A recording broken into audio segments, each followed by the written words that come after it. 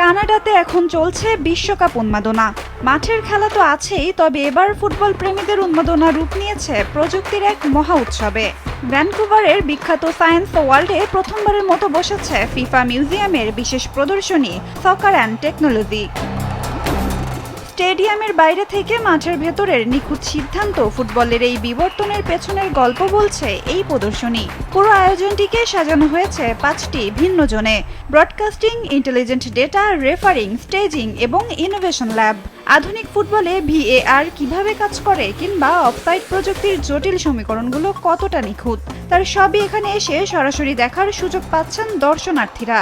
এমনকি ফুটবলারদের পায়ে থাকা বলের ভেতরের প্রযুক্তি কেমন তাও ফুটিয়ে তোলা হয়েছে দারুণভাবে। This was phenomenal. I wasn't sure what to expect. প্রযুক্তির সাথে ফুটবলের এই মেলবন্ধন সত্যি মুগ্ধ করার মতো। আমরা টিভির পর্দায় খেলা দেখি ঠিকই, কিন্তু এর পেছনে যে এত নিখুঁত সব উদ্ভাবন কাজ করে তা এখানে না এলে হয়তো কখনোই জানা হতো না। To realize until it's presented to you in this fashion.